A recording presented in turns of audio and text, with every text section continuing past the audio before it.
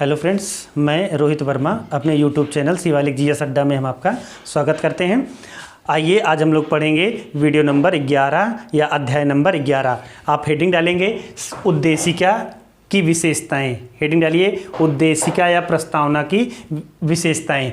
ये आपने याद कर लिया है, हम समझ रहे हैं या हम मान के चल रहे हैं कि आप लोग ये याद कर लिए होंगे। जो लोग याद नहीं किए हैं वो सब इसको जो है कई बार 2-3-4 बार सुबह शाम अपना 2-3 दिन तक लगातार पढ़ लें। यहाँ से प्रश्न आगे पीछे से पूछता खूब है, इसलिए याद रहना चाहिए।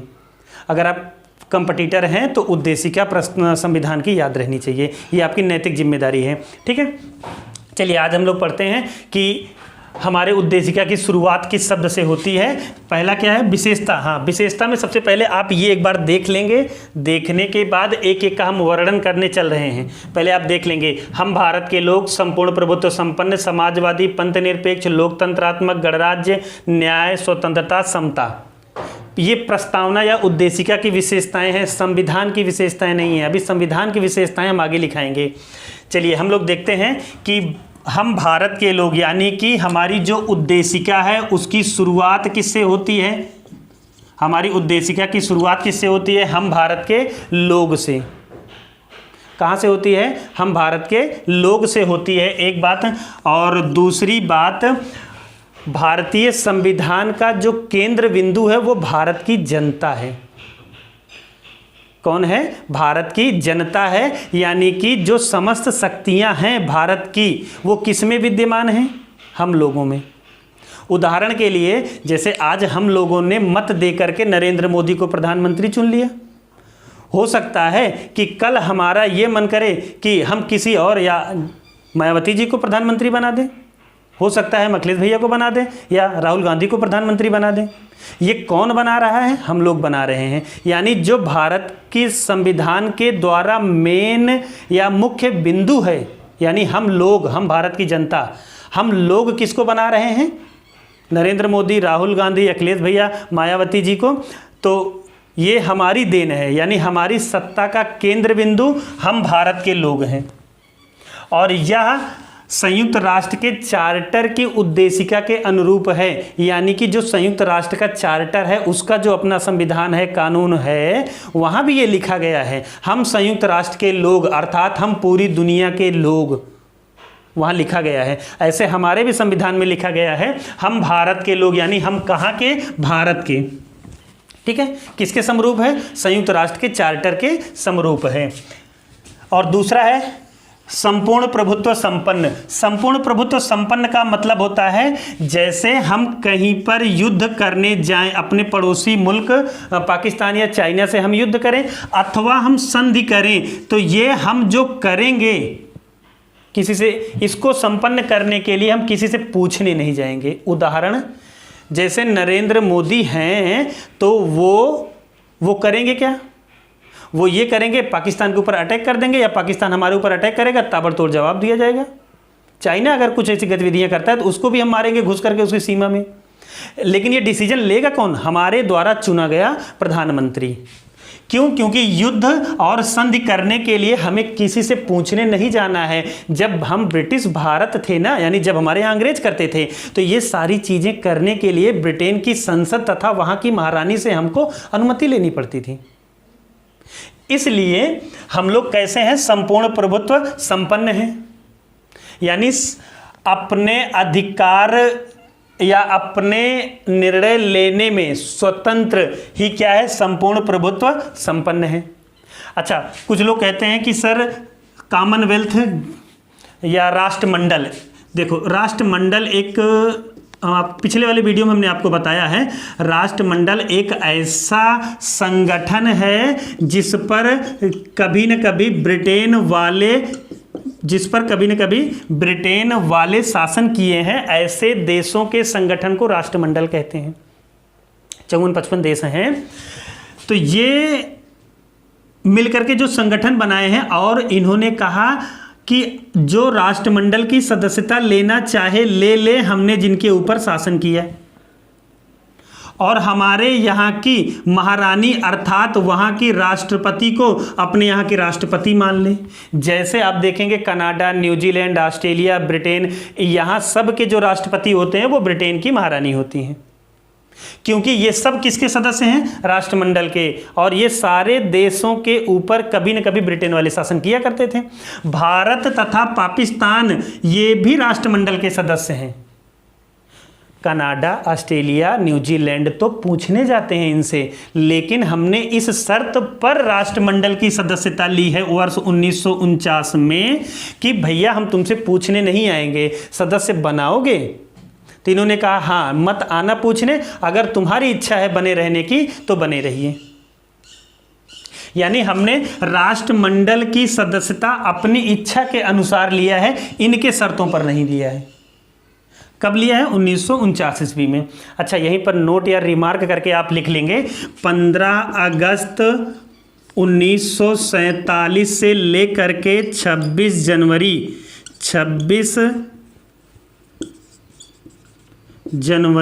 1950 तक भारत औपनिवेशिक देश या ब्रिटिश औपनिवेशिक के तौर पर था। ब्रिटिश औपनिवेशिक के तौर पर था, अर्थात हम इतने दिनों तक ब्रिटिश औपनिवेशिक अर्थात एक अंग्रेजों की एक कॉलोनी के तौर पर थे। हमारे यहाँ अंग्रेज केवल और केवल व्यापारिक गतिविधियों से संबंधित इतने दिनों तक थे। ठीक, इतना हो गया। आप इसके आगे पढ़ेंगे, अगला क्या है? समाजवादी। चलिए, 3 शब्द आपको समझना पड़ेगा। एक हो जाएगा समाजवाद और दूसरा है पूंजीवाद और तीसरा है साम्यवाद। साम्यवाद, तीनों के उदाहरण हम आपको बता दे रहे हैं। यूएसए तथा जर्मनी या फ्रांस, जर्मनी भी है, फ्रांस भी है, भारत, और साम्यवाद में आ जाएगा चीन और रूस। ये उदाहरण हैं, और ये हैं क्या, हम आपको समझा दे रहे हैं, बता दे रहे हैं, आप देख ले 2 मिनट में।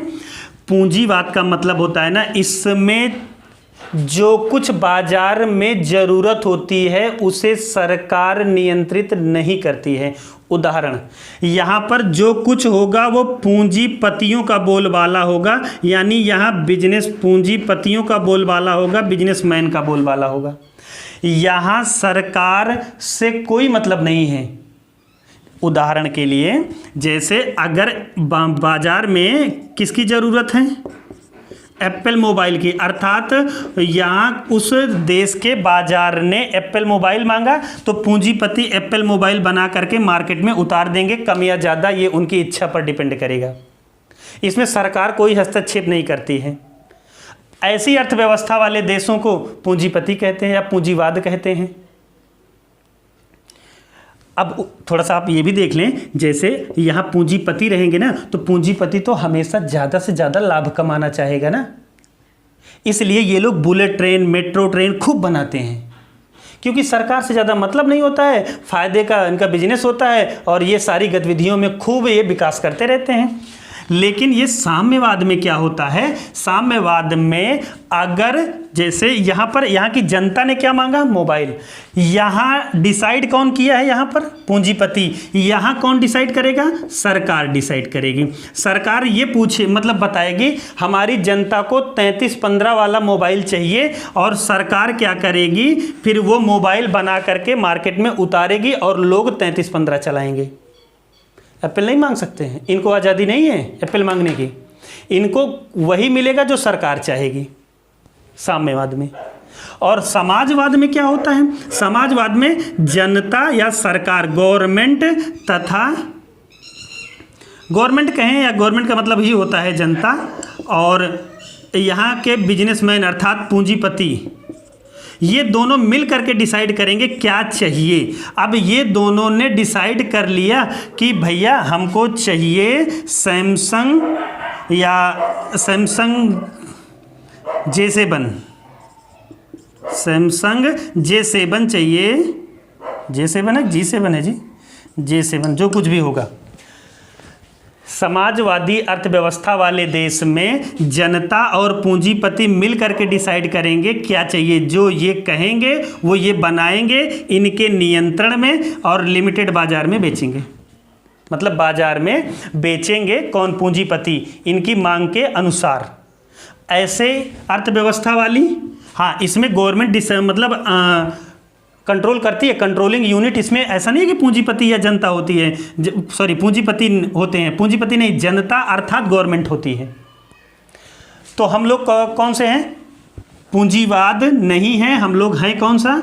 समाजवाद। अच्छा, समाजवाद में भी कैसे समाजवाद वाले हैं? हम लोग लोकतांत्रिक समाजवाद वाले हैं, लोकतांत्रिक समाजवाद वाले हैं। लेकिन 1991 के बाद से हम लोग लोकतांत्रिक पूंजीवाद की तरफ बढ़ रहे हैं धीरे धीरे। जब से हमारी सरकार ने उदारीकरण, वैश्वीकरण, निजीकरण 1991 में लेकर के आए ना, उसके बाद से सरकार लोकतांत्रिक पूंजीवाद की तरफ बढ़ रही है। हमारे संविधान के भाग 4 में भी तो पूंजीवाद का, सॉरी समाजवाद का जिक्र किया गया है। आप देखें, हम आपको पढ़ाएंगे भाग 4 में राज्य के नीति निर्देशक तत्व। इसमें अनुच्छेद 39, 39 खा, 39 घा, ये सब क्या हैं? ठीक है, समाजवादी या लोकतांत्रिक समाजवाद के बारे में वर्णन करते हैं। अच्छा, एक चीज़ आप लोग यहीं पर और देख लीजिए, समाजवाद में अगर आप एक लाइन लिखना चाहते हैं ना तो यूं लिख लें, उत्पादन साधनों पर समान रूप से उत्पादन या संसाधनों का वितरण समान रूप से जनता के बीच में किया जाता है। अर्थात सरकार बढ़ावा देगी केवल बिजनेस को, बिजनेसमैन को ही नहीं, जनता को भी प्रमोट करेगी और बिजनेसमैन को भी करेगी। अर्थात जो भी राज्य का संसाधन होगा उन पर उनका समान वितरण किया जाएगा। ठीक, अगला है पंथ निरपेक्ष। अगला क्या है? पंथ निरपेक्ष। आइए थोड़ा सा हम आपको बताते हैं कि भारत धर्म निरपेक्ष नहीं है। भारत है क्या? पंथ निरपेक्ष। पहले समझेंगे फिर लिखेंगे आप। एक होता है धर्म निरपेक्ष। निरपेक्ष का मतलब होता है ना मानना या ना होना। एक होता है पंथ निरपेक्ष। ठीक है, ये दो बातें हैं, लगती आपको एक ही जैसी हैं। अच्छा, ये दोनों कब जोड़े गए हैं? ये दोनों शब्द लिख लीजिएगा, बताइएगा कब। समाजवादी, पंथ निरपेक्ष, ये दो शब्द जोड़े गए हैं 42वां संविधान संशोधन 1976 के द्वारा। मैडम प्रधानमंत्री थी उस समय। हाँ, अब धर्म क्या है? पहले तो आप ये समझें कि धर्म है क्या। निरपेक्ष का मतलब होता है ना होना। धर्म वह है जो धारण करने योग्य है, वही क्या है? धर्म है। धारण करने योग्य या धारण योग्य है, वही क्या है? धर्म है। अब ये धर्म क्या धारण करने योग्य है? तो इसमें 10 चीज़ें आती हैं। एक तो हो जाएगा आपका धैर्य, और दूसरा हो जाएगा क्षमा, और तीसरा हो जाएगा आत्मनिर्भरता। तीसरा क्या हो जाएगा? आत्मनिर्भरता, और चौथा हो जाएगा अस्तेय, और पांचवा हो जाएगा सुचिता। पांचवा क्या हो जाएगा? सुचिता। और छठा क्या हो जाएगा? इंद्रिय निग्रह। इंद्रिय निग्रह यानी इंद्रियों पर नियंत्रण रखना, भी बता रहे हैं हम क्या है ये। ठीक है, और सातवां है बुद्धि। सातवां क्या है? बुद्धि है। और आठवां क्या है? आठवां आपकी हो गई विद्या। और नौवां क्या हो गया? सत्य। और 10वां क्या हो गया? क्रोध। यही है क्रोध ना होना। क्रोध ना होना, ना करना, यही 10 चीजें धर्म हैं। और इनको धारण करना ही, इनको धारण करना हम लोगों का धर्म होता है। अब इन सब चीजों से दूर कोई रह सकता है? यानी इनके बिना आप रह सकते हैं? हकीकत यह है कि इसके बिना मनुष्य की कल्पना ही नहीं की जा सकती है। इसलिए हम इससे निरपेक्ष नहीं हो सकते हैं, हम इससे दूर नहीं हो सकते हैं। और धर्मनिरपेक्ष कहना गलत है। हम हैं क्या? पंथ निरपेक्ष हैं। फिर ये बात आती है कि पंथ क्या है, समझ गए हैं ना कि धर्म क्या होता है? धर्म वह है जो धारण करने योग्य है। क्या धारण करने योग्य है? धैर्य। धैर्य का मतलब समझ ही रहे हैं, क्षमा, आत्मनिर्भरता, मन पर आत्मनिर्भरता। और अगला क्या है? चोरी ना करना। शुचिता का मतलब होता है पवित्रता। शुचिता का मतलब क्या है? पवित्रता। और अगला क्या है? इंद्रियों पर नियंत्रण करना, बुद्धि, विद्या, सत्य, क्रोध ना करना। बाकी सब आप जानते हैं। ये हमको धारण करना है, ऐसा हम करेंगे तभी हम मनुष्य बन पाएंगे, तभी हम धार्मिक हो पाएंगे। ठीक है, हम इससे निरपेक्ष अर्थात दूर नहीं रह सकते हैं। अगला है पंथ। आप हाँ, धर्म एक दुनिया में एक ही मात्र धर्म है, वो है हिंदू धर्म। बाकी और सब पंथ हैं। हिंदू मात्र धर्म है, ठीक है, और बाकी सब क्या है? पंथ हैं। उदाहरण के लिए जैसे आप देख लीजिए, ईसाई एक पंथ है, और हो गया मुस्लिम धर्म, नहीं मुस्लिम पंथ है, ठीक है, और सिख ये भी एक पंथ है। और जो भी पंथ होंगे उनमें 4 चीज़ें कॉमन मिलेंगी आपको। कितनी चीज़ें? 4। और वो 4 चीज़ें क्या हैं? अब आप देखते चलिए और सब में ढूंढते चलिए। उसमें एक सुपरमैन होगा, यानी एक सर्वशक्तिमान व्यक्ति होगा। हिंदू में ऐसा कोई है? नहीं है। अभी हम पूछेंगे कि भैया आप बताओ, सबसे जैसे ईसाई लोग किसको मानते हैं? ईसा मसीह को। यानी कि एक सर्व सुपरमैन होगा, SM लिख दे रहे हैं, सुपरमैन होगा। यहाँ भी एक सुपरमैन होगा, उनका नाम है पैगंबर मोहम्मद साहब। यहाँ भी एक होंगे, उनका नाम है गुरु नानक। ठीक है, यानी कि ये सब क्या है? ये पंथ से संबंधित बातें हम आपको बता रहे हैं। एक सुपरमैन होगा, इन सब में एक superman होगा। इनकी एक पुस्तक होगी, जैसे आप इनमें देखेंगे, ईसाई में बाइबिल, और इसमें कुरान, और इसमें गुरु ग्रंथ साहिब। और इसमें एक पवित्र पूजा करने की एक पद्धति होगी। हाँ, पूजा करने की एक पद्धति होगी। ठीक है, इनके यहाँ प्रेयर होता है, इनके यहाँ नमाज होती है, और इनके यहाँ जो है गुरुद्वारे में जाकर के बैठ करके अपना शीश वगैरह झुकाते हैं। और इनका एक पवित्र प्लेस या स्थान होगा। क्या हिंदू धर्म में कोई व्यक्ति सर्वशक्तिमान है? कोई पुस्तक है? कोई पद्धति है? कोई स्थान है? कुछ लोग तो ऐसे रहते हैं, नमस्ते करते या जो है कहीं पर मंदिर मस्जिद या कुछ देखते हैं, हिंदू धर्म के होते हैं, ऐसे कर लेते हैं, ऐसे कर लेते हैं, ऐसे लग रहा है नमस्कार कर रहे हैं भगवान से कि भगवान बस सब ठीक ठाक है और आप ठीक हो, ऐसे पूछते हैं, लगता है। हिंदू धर्म में ऐसी कोई पद्धति नहीं है। आप हाथ जोड़ करके भी पूजा कर सकते हैं, आप बिना हाथ जोड़े आप ऐसे बैठ करके भी पूजा कर सकते हैं। हमारे यहाँ कोई एक पद्धति नहीं है, ना कोई एक पुस्तक है। कुछ अभी हम पूछेंगे, कुछ लोग कहेंगे हमारे यहाँ सुपरमैन एक है, जैसे हिंदू धर्म में कोई जो है भगवान राम को बताएगा, कोई महादेव को बताएगा, और कोई श्री कृष्ण को बताएगा। तो सब अपना अलग अलग बताएंगे। इनके यहाँ कोई एक पुस्तक नहीं, कोई ये कहेगा रामायण है, कोई महाभारत है, कोई गीता है, कोई कुछ है, यहाँ सब कुछ। लेकिन ये सारे पंथ हैं, ठीक है ना, ये सारे पंथ हैं। इन सब में ये चारों चीज़ें विद्यमान होंगी। इसलिए हम लोग क्या हैं? पंथ निरपेक्ष हैं। और पंथ निरपेक्ष के लिए एक शब्द प्रयोग किया जाता है, सेकुलर। यानी हमारी जो सरकार है, समझ गए ना, पंथ निरपेक्ष और धर्मनिरपेक्ष। हमारी जो सरकार है वो किसी भी न इस पंथ को मानेगी, न इस पंथ को, न इस पंथ को, यानी कि न इनको, ये समान रूप से कृपा दृष्टि बरसाएगी। इस प्रकार से हम हैं क्या? पंथ निरपेक्ष। हमारा संविधान कैसा है? पंथ निरपेक्ष है। अगला है लोकतंत्र। जनता के द्वारा, जनता के लिए, जनता के द्वारा, जनता के लिए, तथा जनता में से, अथवा यूं कहें कि लोकतंत्र का जनता का शासन है। और अब्राहम लिंकन की एक परिभाषा, अब्राहम लिंकन की एक, लोकतंत्र अर्थात लोगों का तंत्र, लोगों के द्वारा, लोगों का तंत्र या लोगों के द्वारा विकसित किया गया तंत्र ही लोकतंत्र कहलाता है। इसकी एक परिभाषा खूब फेमस है अब्राहम लिंकन की।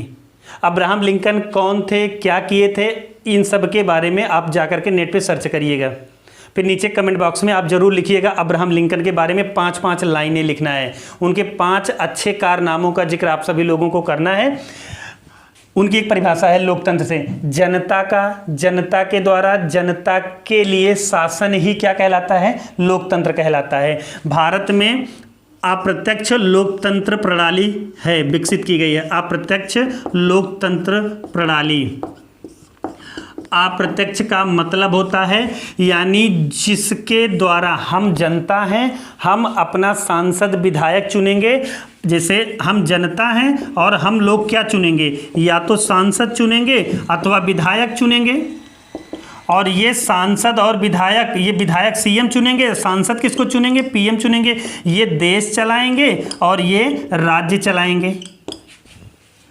तो हम इनके माध्यम से शासन नहीं कर रहे हैं, हम इनको चुन करके भेजे, ये गए इनको चुने और ये देश चला रहे हैं। अर्थात हम लोग अप्रत्यक्ष रूप से देश चला रहे हैं, डायरेक्ट नहीं चला रहे हैं। प्रत्यक्ष भी होता है, जैसे अमेरिका वगैरह में प्रत्यक्ष लोकतंत्रात्मक प्रणाली है, वहाँ के राष्ट्रपति को जनता सीधे चुनती है।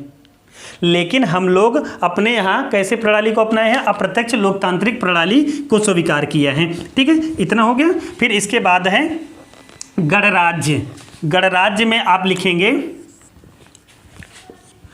यानी कि यहाँ का संवैधानिक मुखिया